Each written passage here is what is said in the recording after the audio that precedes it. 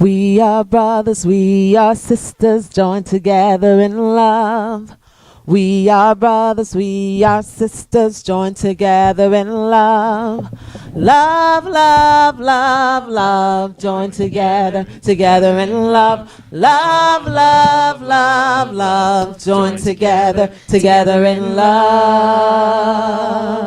We are brothers, we are sisters, joined together in love.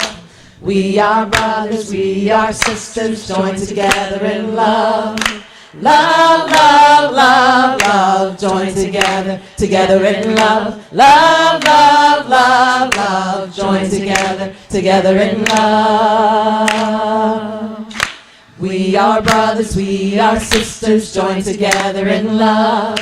We are brothers, we are sisters, joined together in love. Love, love, love, love, joined together, together in love. Love, love, love, love, joined together, together in love. Love, love, love, love, joined together, together in love. Woo! All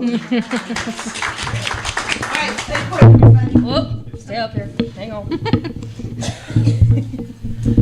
All right, so we had auditions yesterday, and if you've noticed, we have more people in Joyful Noise. How exciting is that? I wanted to introduce you guys to 2014 Joyful Noise, and we're going to be rocking Ocala on several occasions, not only Ocala, but here at Oakbrook Center for Spiritual Living. So I just wanted to introduce them to you guys, and we'll all be singing together next week. So thank you, everybody, for coming up for me. And if the tech team could please turn on the, yeah. So I'm very, very excited to be here today. It's one of those wonderful opportunities. I get the chance to come up here and stand, and I get to watch this on YouTube, and I watch myself, and I critique myself, and I'm like, dang, I can't believe I did it that way. And then I remember, hey, wait a minute, I'm Science of Mind. It's okay. I can just say, oops, and move on. I don't have to beat myself up. So coming event for March, Sunday, March 2nd, Leadership Council meeting. That's today, right after the service. We're going to be having a board meeting, and there's going to be all kinds of stuff going on in that meeting. So I really encourage you all to come out and take part of that. You have an announcement too? Okay. So we also have candidates for Leadership Council, which I guess they're going to vote on, because two of our members are leaving. Yeah. If there's anybody else interested in possibly becoming a part of the board, please let us know so we can get your name in there. Right now it's myself and Lita, and there's a couple of requirements. You have to have had foundations, you have to be a regular tither, and you have to be here on a Sunday. So I don't think that's that hard. Coming up, Ocala. Oh my goodness, I'm so excited. I've been tweeting my butt off about Ocala. Can't wait. All over Facebook and stuff, we have people very excited about Ocala. Saturday, April 26th, 10 a.m. to 4 p.m. We are going to be having one of the Posse Music Awards artists here in Ocala. She's going to be performing, Miss Amy Steinberg. Winner. Oh, that's right, she did win. Oh my goodness, that's so cool. Oh, that's fantastic. And at this time, you see our little guy right there? He's just kind of reminding you to go ahead and zip up your cell phone, put them on vibrate, please. You can, however, tweet during the service if you'd like. Because I do, I let people know. And yeah, believe me, people respond to me and they're like, oh my gosh, wish I was there. Of course, they're in New Jersey, but that's besides the point. I send them to the Facebook page, and I also send them to our YouTube link, and they watch it. So they're here with us in spirit. All right. And now our Science of Mind reading. Hang on one second, Nancy. I'm so sorry. I forgot that Miss Janice said she had something. Real quick, the slide didn't make it in there. Today, after a Joyful Noise practice, after the Leadership Council meeting at 3 o'clock, there's going to be a youth department meeting. If you are a parent of a youth, if you are a youth, we request that you please come to this because it's going to give you lots of insight into the new direction that we're heading, as well as a lot of new opportunities that are going to be available for the youth that weren't prior. So I'm very excited to tell you all stuff that I found out at convention and all kinds of amazing things we're getting ready to do. As well as the Youth Sunday practices have started. Every Saturday from now through the end of March at 3 o'clock here for an hour. That's all I'm asking for, from 3 to 4. If I can get everyone here every Saturday, that's all we'll need, and it'll be so awesome, and it's going to be a lot of fun. We're going back to the older format of the youth Sunday services, so it's going to be fun. Yeah, I got to peek in a little bit. That was fun. Reverend Peggy? Yes, I'm just practitioner of the day today, so I don't get to be up here much. But I did want to remind everyone that signed up for foundational class, we will be starting this Tuesday evening at 7. And if you haven't signed up and if you're curious about it, if you don't know what it is, come and see me after the service. It's the beginning class. It goes for 11 weeks.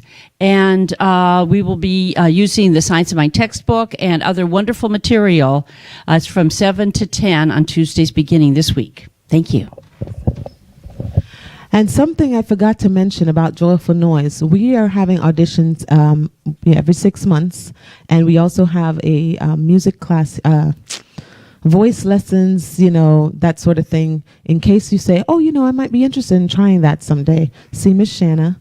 And she will kind of go over that with you and get you trained up for that. As well as if you ever come across any wonderful music out there that's just a different genre or something we've never heard, maybe I've never heard of it, but you say, you know what, that would be a great message for Oak Brook. Please see myself or one of the people in the blue stole, and we will get it written down, and we will get Joyful Noise all over it because we love learning new music out there. We are not stuck at all. You don't have to sing. You just have to love music and just tell us those wonderful things. Okay, Miss Nancy.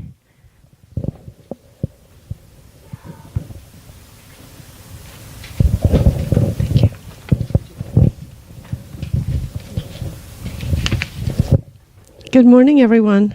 I'm so pleased to be here and honored to be asked to read from Science of Mind. Calling us deeper. We are healed from suffering only by experiencing it to the full. Marcel Proust. And the first step toward healing is one of honest self-analysis. That comes from the Science of Mind, page 248. Spirit is always calling us into a deeper understanding of who we are and the innate power we possess by the very nature of who we are. George Kansas of Saratoga Springs was a successful attorney and performance coach who used spiritual principles in his personal and professional life. In 2005, doctors diagnosed him with a rare form of leukemia that completely destroyed his bone marrow.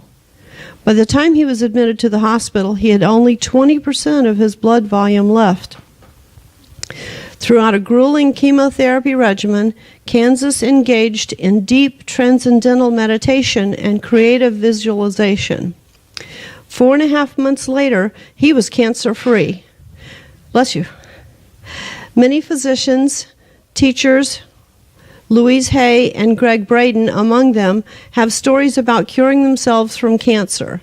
They recognized Spirit's call to go deeper, to provide to themselves in a very dramatic way the principles that they were teaching. Spirit is always nudging, pushing, or pulling us to a deeper place. Sometimes that push comes in the form of illness or injury, a dramatic move sure to get our attention. When this occurs, we have the choice to be conscious and present, recognizing the call for what it is, or to fall into victimhood, fear, and despair. Kansas chose to answer the call. 4 marathons, 5 published books later, he teaches others how to strengthen the body-mind connection and raises funds for retreats for cancer survivors and caregivers. The affirmation: I look for the good in every moment of the day. What I seek, I find. I am grateful for all good of life. It's life. And so it is. It is. Aw. All right, so, okay. Thank you, Nancy. And now, if you would, I'll just stand. Oh, I don't need this. Am I on? All right. And we'll sing this song together. Come together. Come together.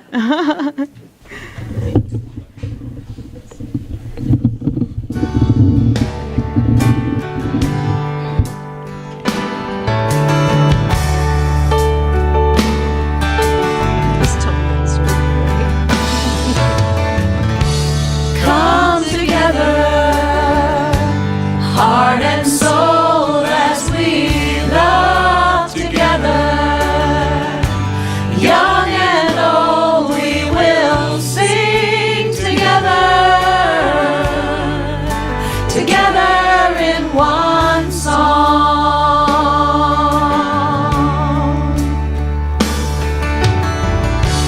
Come together. From different worlds we are drawn together. In our own way we can pray together. Together we are strong.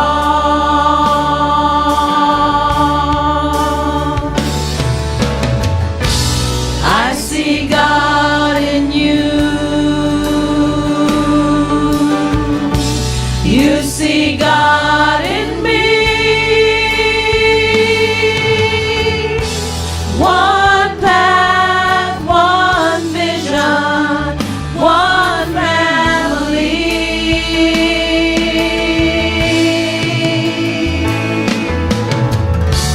Come together, dreams and hands we will join together. To build a place we can grow together. Together we are home.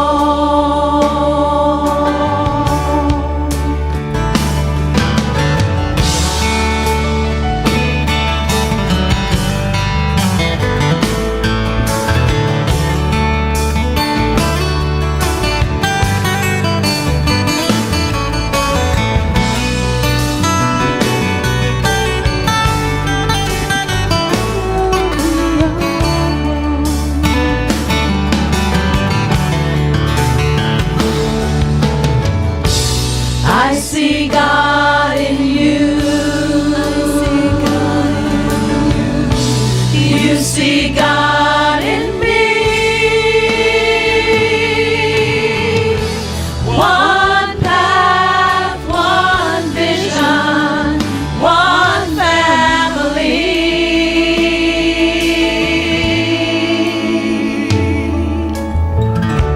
Come together, heart and soul, as we love together. Young and old, we will sing together. Together in one song. Together in one song. Together in one song. Awesome. Welcome. Can we greet, right? All right. Now, I just want to say a special welcome to our first-time visitors. We have several in the room and some who have not been here in a long time, and we just welcome you and thank you for coming, and just know you'll be blessed today. So now we welcome one another with, if you choose to, hugs or, shake hands. Put your hand out if you don't want to hug. Good morning. Hey, sweetie, how are you? All right, how are you? Good, good, good.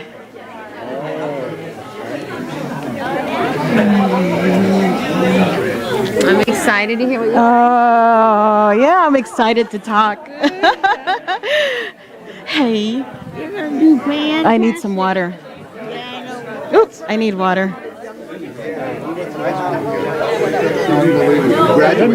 Watch it, baby. I need some water. I don't know who's doing the reading today. Not the reading, but the affirmation. If no one jumps up, would you? Thank you. Hey, you made it. Thank you. Thank you. Thank you. Well, I got to see what's the next thing. Oh, I need water, though. I got to get water. Well, give me one on the way by. All right.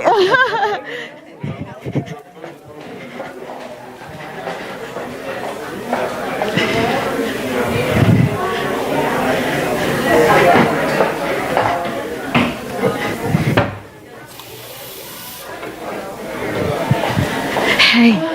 Oh, he came. I know. what would you say? What time?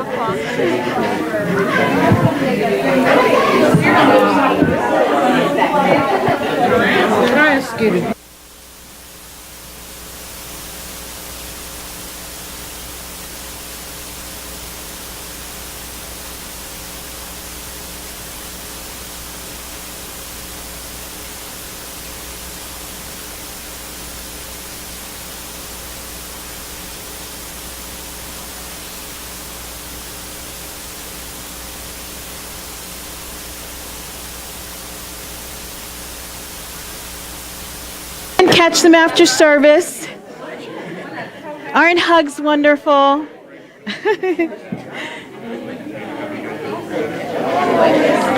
You know, hugs are good for your health, so get some more afterward. Okay. Thank you.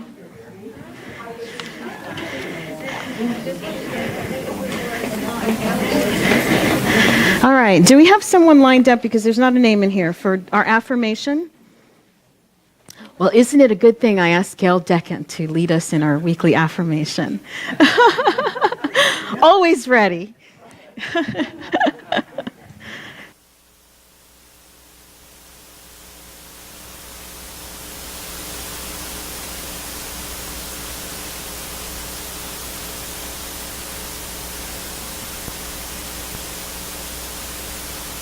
All right. So you're not just saying this, you're feeling it. Together, I have the courage, the audacity, and the heart to transform the quality of life on this planet, and I begin with myself. I am a stand for love, creating a world that works for everyone, and so it is. And leave in the ultimate goal of life to be a complete emancipation from all discord of every nature, and that this goal is sure to be attained by all. And with enthusiasm and excitement, see our center. I am thankful for Oak Brook, for the teaching of the science of the mind as an empowering way of life at every age, and for the abundance it brings into my life, my world, and my world. I am grateful for our ever-growing spiritual community, love, freedom, and acceptance. I celebrate with a thankful heart our beautiful new spacious center as we welcome our divine unfoldment through gifts of music, encouragement of our youth, and all life-enhancing activities. Oak Brook's vision supports us all in experiencing full and realized lives as spirit in expression. God's love empowers, and so it is.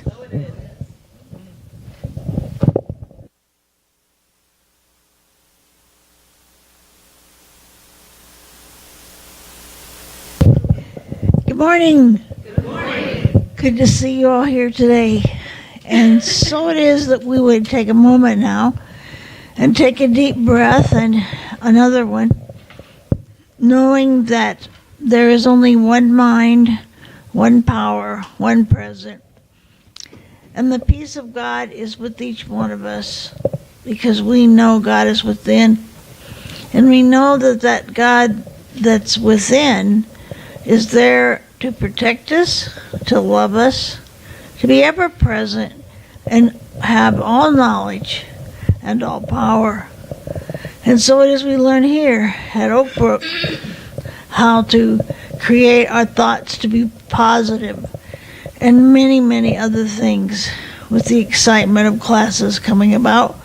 We know that Reverend Cindy does a great job today, that she speaks to us from her heart and her knowledge. And so it is.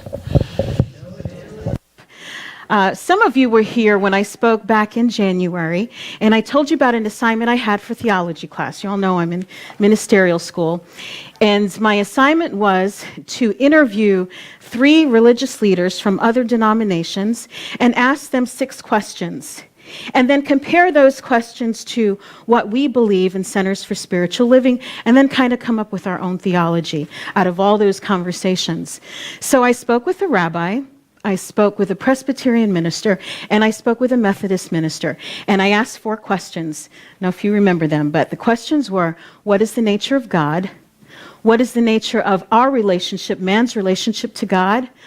What is the authority for spiritual truth? Where do we get what is the basis for authority? That was the question.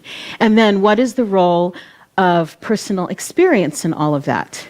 The last 2 questions, which I didn't talk about last time, were what is the role of spiritual community and what is the nature of outreach? So those are the 2 questions I'm going to talk about today. What is the role of church or spiritual community, and what is the nature of outreach? So I really loved what the rabbi said about the reason for spiritual community. So I'll just tell you exactly from his words. He says, every religion is about creating a supportive community that will guide the individual through commemorating and celebrating important events in their lives. That's why we congregate. That's why we create congregations, places where people can congregate or come together to pray or simply be with others who are of like mind. And I found a really cool quote about congregating.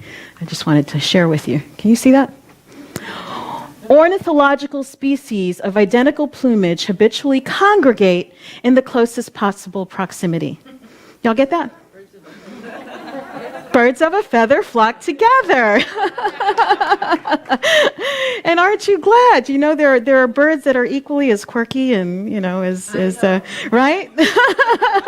As we are. I felt that instant camaraderie when I walked in the door here. So yes, church is a place where we go to congregate, to be with people who are of like mind and like heart and like values and thoughts and that sort of thing. But I love the science, so I bring this in for you guys because it just satisfies my left logical brain thinking. And I like for you to know that it's not just airy-fairy stuff we're talking about here. There are people who are out there actually proving some of these things.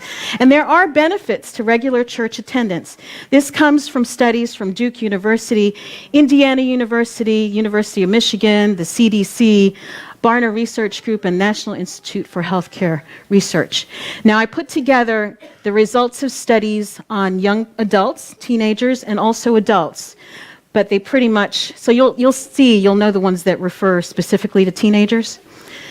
Regular attendance in a spiritual community increases your average life expectancy by 8 years. Is that worth?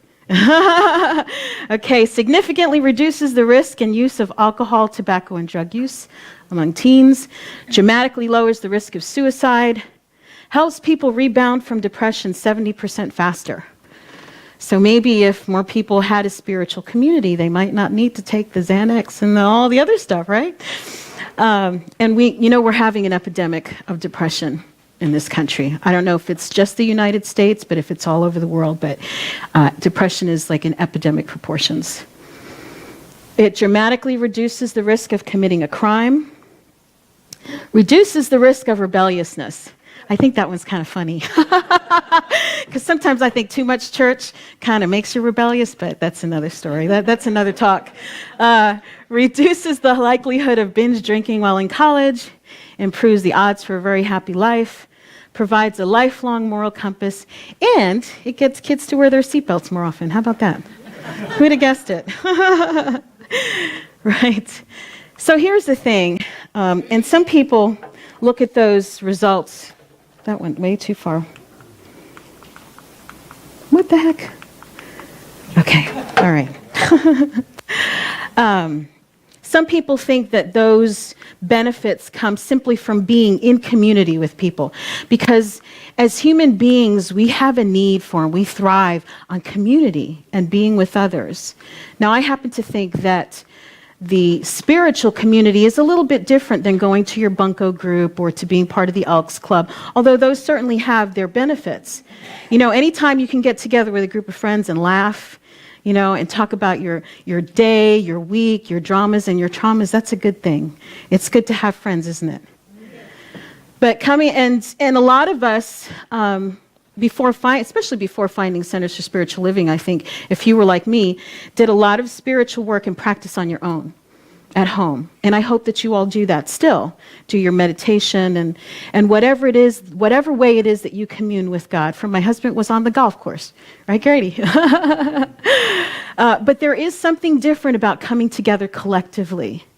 It's like the difference between watching a football game at home on TV versus going to the game, right? Watching from the stadium, or listening to music and going to a concert. It's a whole different feel. And it's the same, that is true of spiritual practice. There is a different dynamic that happens when people come together collectively for the same purpose. So there is that. There's fellowship. This room here is called a what? A sanctuary. A sanctuary. A sanctuary is a place of safety and refuge, renewal. I remember when I first came to Oak Brook, I spent I don't know how many weeks sitting in the back, tears just flowing. Why? Because it was a safe place. Because it was a sanctuary where you could express and feel and be. And that's one of the things that I think is just so awesome about Centers for Spiritual Living, and that many other religious traditions say, yes, we love you and we welcome you, but, you know, you need to be straight, right? And you can't be abusing substances, and you can't be this or that. Like, there's all these rules that you have to abide by. And in Centers for Spiritual Living, I tell you from personal experience, and people who have been here for a while will tell you that we love you just the way you are. Right? Wherever you are on your path, whatever brought you to this point, we love you. We love everyone because we know that we are all part of the one. Right? So I used to facilitate workshops. I facilitated workshops for 7 years to thousands of people around the state. And we had an icebreaker question that I asked in about half those workshops. I'm going to ask you the icebreaker question.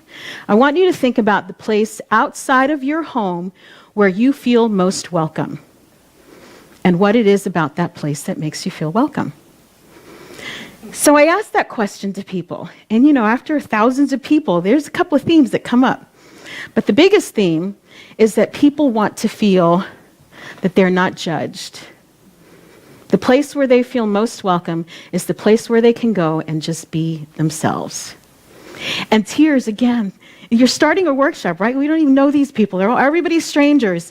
And somebody starts talking about their grandma, right? Or their best friend, or that one person that they knew. They could just go and just kind of let it all hang out. And it didn't matter what they said or what they had done, they knew that they were loved. We all have that. We all have that need and that desire to be loved for who we are, unconditionally. You know, and some of us don't have that. You know, there were people who were at those workshops that said, there is no place I feel comfortable outside of my home. There's no place I can go. I go to work and I go home, because there is no place. And I think how sad, you know? So I want to hear a couple of yours. What are your place? Anybody? Here. Shanna, here? Yeah. That was my place, here. Yes, here. Their house, yes. That was another place. Donna and Norma's place, yes. Yes. In your heart, yes. And that was another answer that we'd get from time to time is people said, I feel comfortable everywhere I go, right? Because they bring that with them. So it's just, interesting, the answers you get to a question like that. So people come to church because it's a sanctuary. People also come because it's a place for spiritual growth and for spiritual practice. Here, this is a place where you can come and learn what it means to meditate. And you can take classes here. When those big questions, when those things happen in your life, you start questioning, like, why the heck am I here anyway? What's the point of all this? Is life just about, suffering and then you die? That saying, right? I won't say the whole thing, but those big questions, those things that happen, why are we here when people are born? Why do people die? Like all of those kind of things that we all question. But it's nice to have a place where we can stay in the conversation, right, Nancy? Right? Have the conversation with people who've been there, done that, and have some answers and maybe have worked out some of these things for themselves. It's another benefit of being in congregation with others. And then finally, I think church is a place, or spiritual community is a place where you get opportunities to minister and to be of service to others. Lita had a great quote the other day from Gandhi. It said, the best way to find yourself is to lose yourself in the service of others. And we get those opportunities here, don't we? Opportunities to serve either within the church or things that might spur you on to serve in other ways, in other areas of your life. If it's the Humane Society, if it's animals that you're about, do it. Whatever it is that blesses you, that makes your heart feel good. That's what you need to do. Now that question there about that statement about ministry and opportunities to serve leads me into the second question, right? The second one we're going to talk about today. And what is the nature of outreach? So I asked my two spiritual leaders again, what is the nature of outreach? What's the purpose? And I'll tell you what Rabbi Harari said. He said, as Jews, we do not seek people to convert. In fact, if someone goes to a rabbi and says, I want to convert, they will try to dissuade you. Because, and in his words, we're like an exclusive club. You have to be born into it. Now, they use outreach for the purpose of educating people so that people gain understanding and there's less anti-Semitism. And that's the purpose of outreach in the Jewish faith. The Christians, anybody want to guess what their purpose is? Why does the church exist for the Christian? This comes from, anybody know? Matthew's Gospel. And it says, according to Matthew's Gospel, the risen Christ himself made it clear. Go, therefore, and make disciples of all nations, baptizing them in the name of the Father and of the Son and of the Holy Spirit, teaching them to obey everything I have commanded you. That's from Matthew 28. And it is called the Great Commission. The mission of the church, therefore, is to make disciples of Jesus Christ for the transformation of the world. Local churches provide the most significant arena through which disciple making occurs. So, therefore, the Christians cast a really large net, right? Because we need to convert as many people as we can. So, therefore, the soup kitchens and the missions trips and all of that, because they're looking to make disciples for Christ. Okay, that's their mission. Now, us in Centers for Spiritual Living, we don't have that. We don't have a Great Commission. But do you know, we do have a mission. Are you all aware of that? Do you know what our mission is? And for those of you who are visitors, I get excited thinking about it.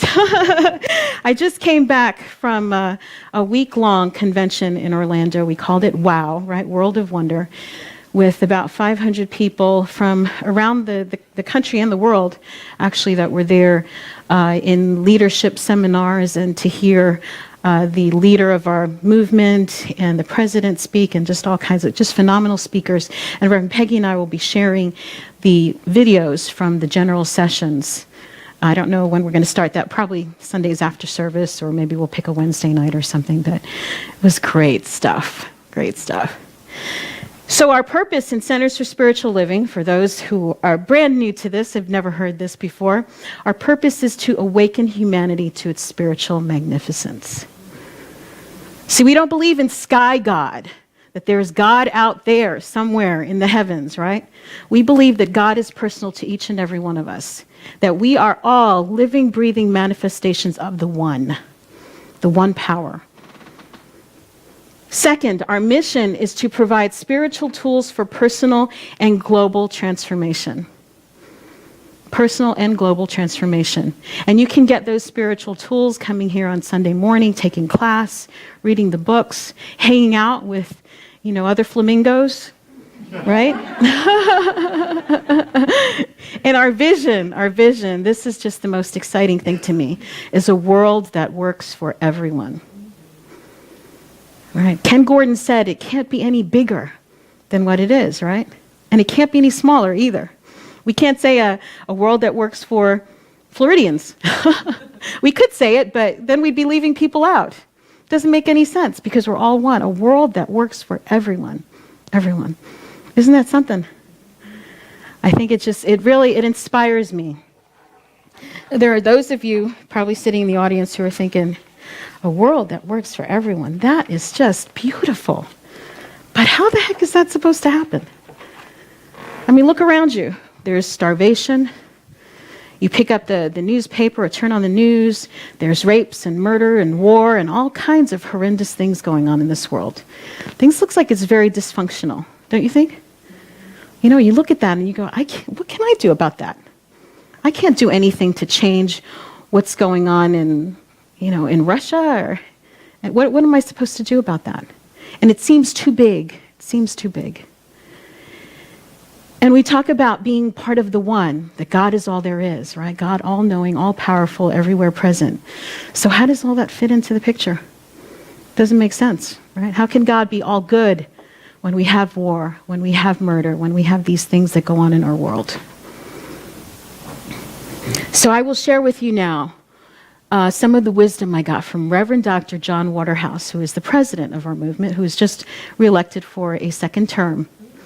And it's so fun. Some of you were in my flow workshop where I said how life just flows, when you get in that flow of life, that stream of life, and it just takes you and carries you, and it's effortless, and it's easy, and it's fun. And I was sitting in the last session of the convention, the last session on Friday morning, and I start thinking, okay, I've got to go home and have a talk to write, and I have this to do and that to do, like all of that, you know how your head gets going? And Reverend Dr. John started talking, and as he was speaking, I realized, oh my gosh, that's the rest of my talk. I got my notebook out, started taking notes, so lucky you'll get a little bit of wow now. So yes, it is true that it seems that the world is dysfunctional, there's problems, and how could there be a God when there is all of this other stuff? So here's the thing. The law is, the spiritual law, God, whatever you choose to call it, always is. What's different is what we put into it, what we choose to put into it. Spiritual law is spiritual law, right? We get what we give. So what you're giving out, expect that to come back. Spiritual law. It is done unto us as we believe. Right? Does it say it is done unto us as we deserve? It's done unto us as we want. No, it is done unto us as we believe. And that's where the problems happen. Because people believe things that don't serve them. So what you're afraid of, like Job, the thing you're afraid of, wow, has come upon me because that's what you believe is going to happen. So the law always works. What makes the difference is what we put into it, what we choose to put into that law.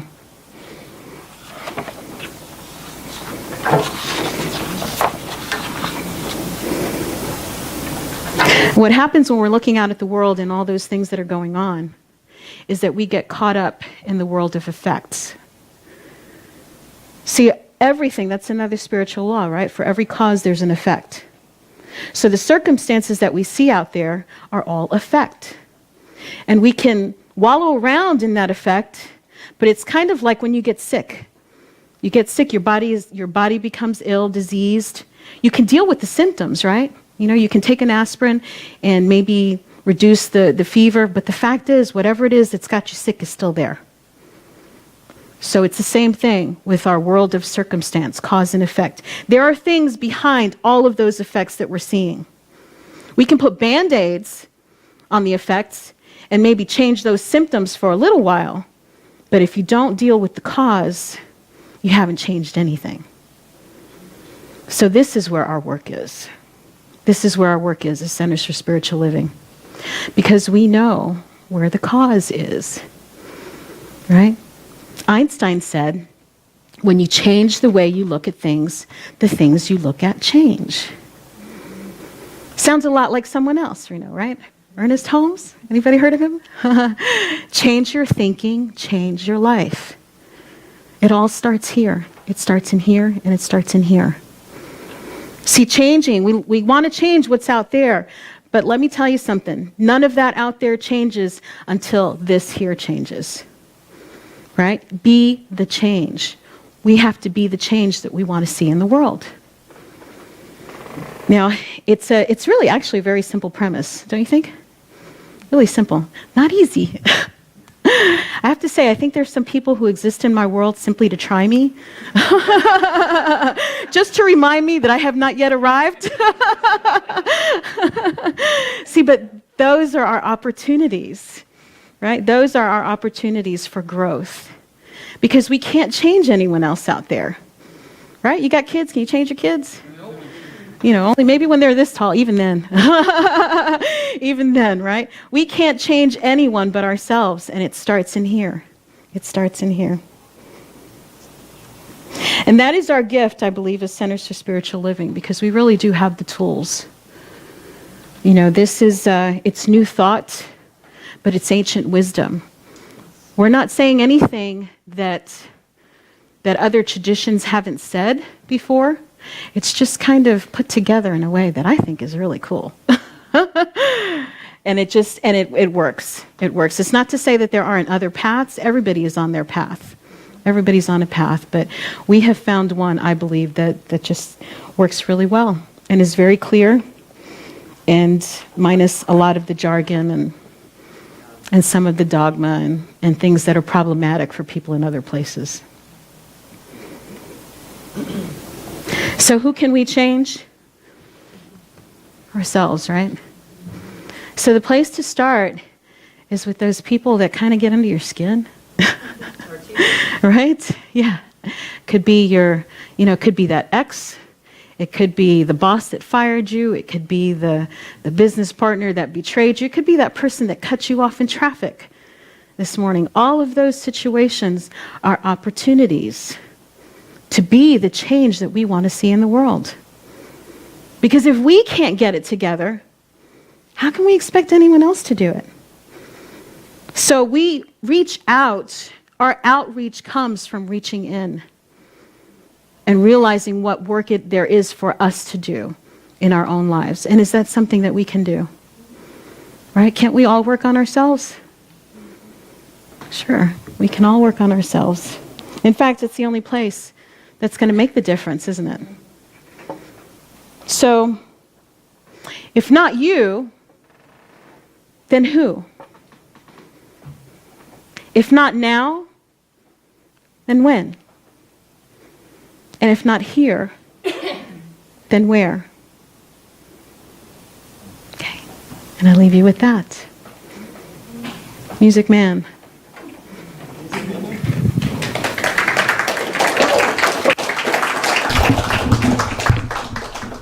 You know what?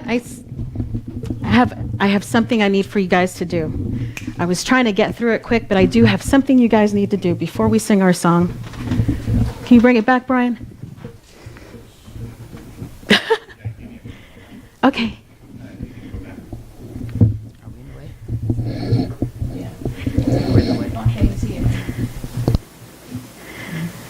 This is just so nobody is like nervous or anything, so we have time.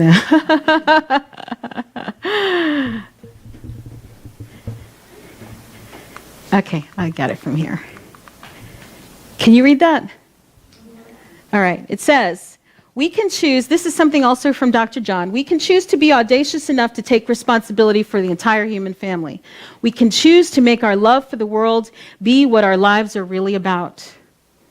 Each one of us now has the opportunity, the privilege to make a difference in creating a world that works for all of us. It will require courage, audacity, and heart. It is much more radical than a revolution. It is the beginning of a transformation in the quality of life on our planet. You have the power to fire the shot heard around the world.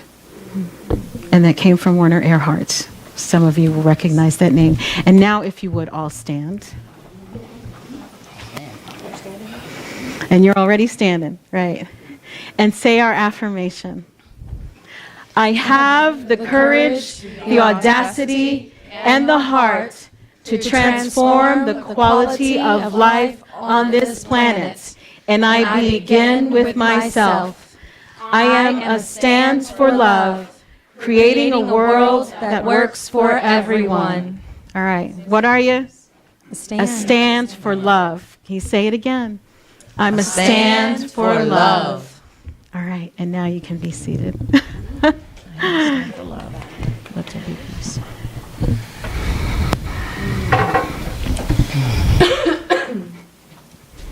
Thank you.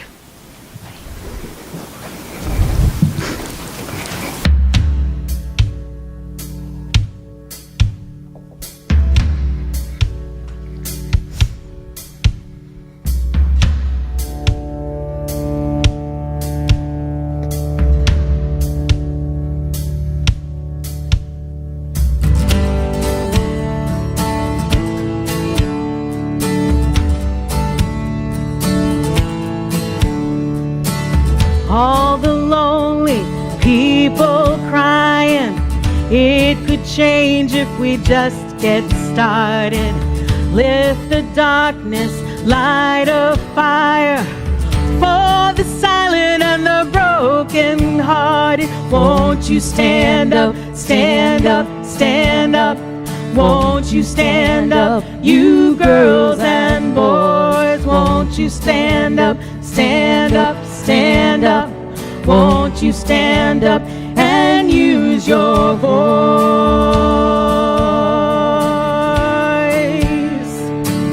There's a comfort, there's a healing high above the pain and sorrow. Change is coming, can you feel? Calling us into a new tomorrow. Won't you stand up, stand up, stand up? Won't you stand up, you girls and boys? Won't you stand up, stand up, stand up? Won't you stand up and use your voice?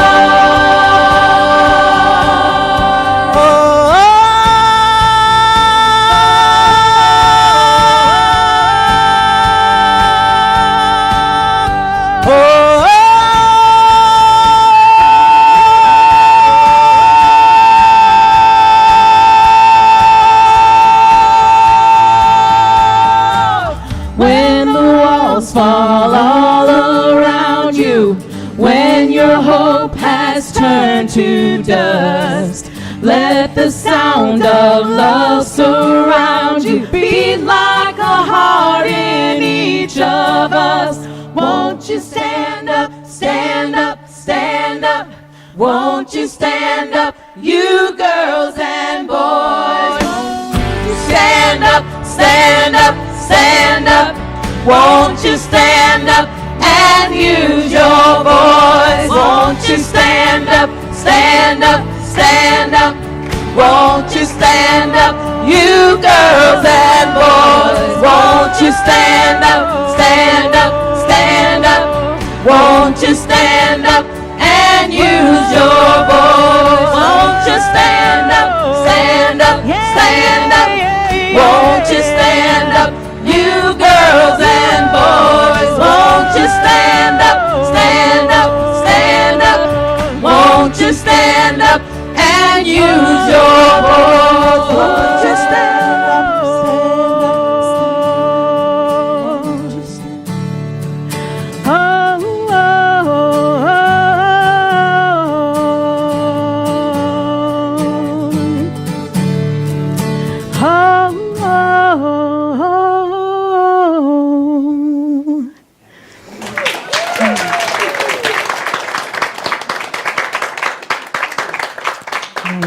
be seated. Okay. All right. Just take this moment, if you would, to just turn within. We do know there is a place high above the pain and sorrow, that place of love, that place of unconditional acceptance, that place of the all good. We know that we are love. We know that we are a stand for love. And I just know that each and every one here, each and every one touches lives in a way that no one else can. Each one is making a difference in the lives they touch and in the people they come in contact with. And I'm grateful to know that as minds are renewed, lives are transformed. And I know that each one walks away from today just a little different, for knowing their own personal power to effect change and transformation in their own lives, and thereby the lives of others.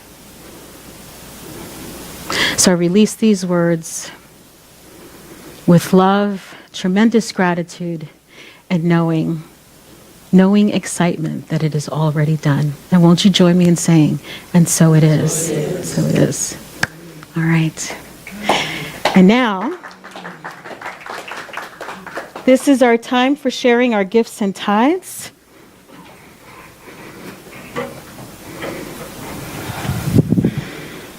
We are grateful for opportunities to give because we know that as we give, spiritual law, as we give, it is returned to us. Tenfold, right? The more we give, the more we get. And for those of you who are visitors or first-time people, Grady is holding our prayer chest.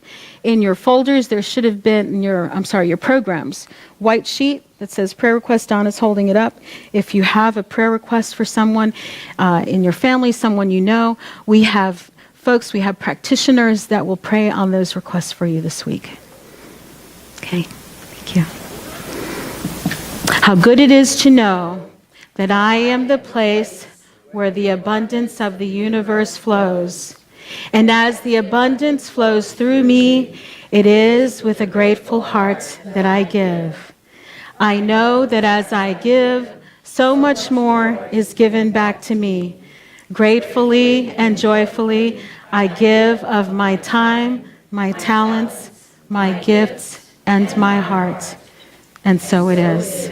So it is. Hold up your prayer request for Grady.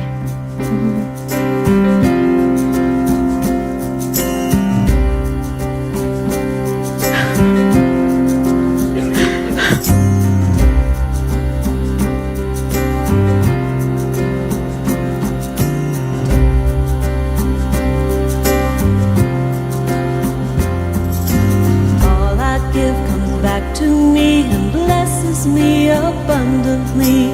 All I give comes back to me and blesses me abundantly. All I give comes back to me and blesses me abundantly. All I give comes back to me and blesses me abundantly. All I give comes back to me and blesses me abundantly.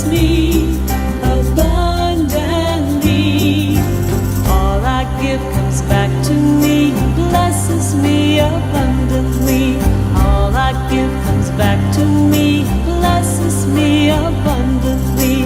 All I give comes back to me and blesses me abundantly. All I give comes back to me and blesses me abundantly. All I give comes back to me and blesses me abundantly. All I give comes back to me, blesses me, blesses me. Father, Mother God, we give thanks for these gifts and for all those who give so freely of their time, their talent, and their treasure. All those people who make this center what it is and allow us to do the work that it is we're here to do, changing lives and creating a world that works for everyone. And I am so glad also for the prayer requests, for the people who made them. I am grateful for knowing that those who are being prayed for already have the solutions to the prayers, because the solution is in the prayer itself. And I know that God is at work in this very moment, creating the highest and best possible outcome in every and all circumstance. And so it is. So it is. And now as we get ready for Reverend Peggy to lead us in our spiritual mind treatment, aka affirmative prayer, we will be singing Stand by Karen Drucker. See the theme? Stand?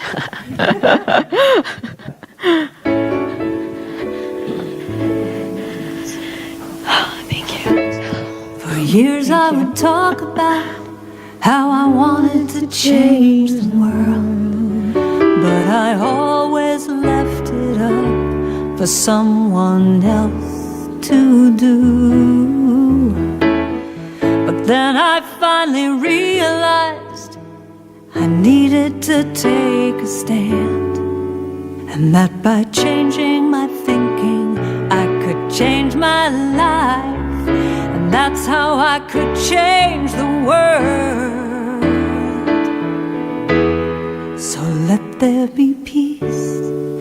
I am a stand for peace. Let there be love.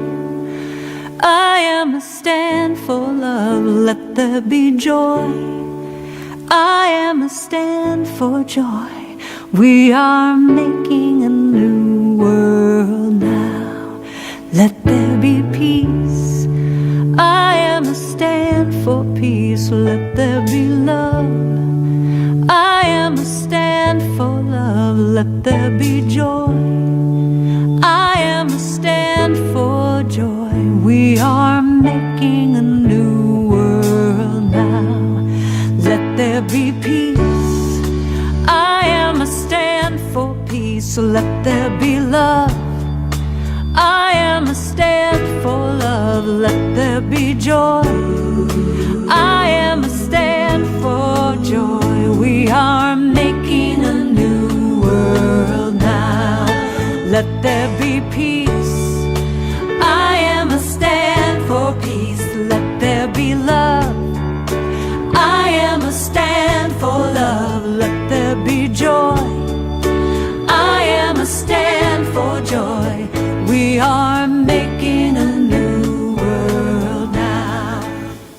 As we turn within this morning, recognizing the all-powerful nature of that divine source of all good, as we know that God is all there is and everywhere present, that God is peace and joy and love and power and abundant good and the substance from which all comes. And as we know that God is everywhere present, we know that God must be right where we are, right where our thought is, right where our activities of each and every moment of our life resides. We know that the truth of every moment, if God is all there is and everywhere present, the truth of all there is joy, is peace, is love, is wholeness, is divine activity. And so in this very moment, I claim that truth for each person here this morning. I know that each and every person here is awakening to their divine magnificence, and each and every one in their own way is helping to create a world that works for everyone.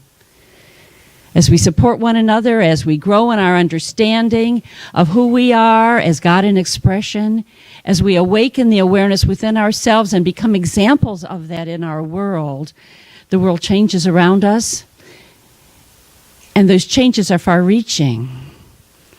I give thanks knowing that if there's something to be healed in our own lives this morning, that healing happens because we claim the truth about ourselves and that we become examples of that. And so if we're healing ourselves today of a particular problem, I invite us to know that as we heal ourselves, we're healing the world of that. If there seems to be lack or limitation in our life, that as we heal our thoughts of lack and claim our abundance, we claim abundance for all the world, and the world gets richer because of our knowingness. If we're claiming wholeness in our life because of a seeming illness or challenge physically in our bodies, let us know that God's will for us is wholeness, is divine activity in and through and as every cell and tissue of our bodies, and that as we become examples of that, we help to heal the world of that which we are healing ourselves.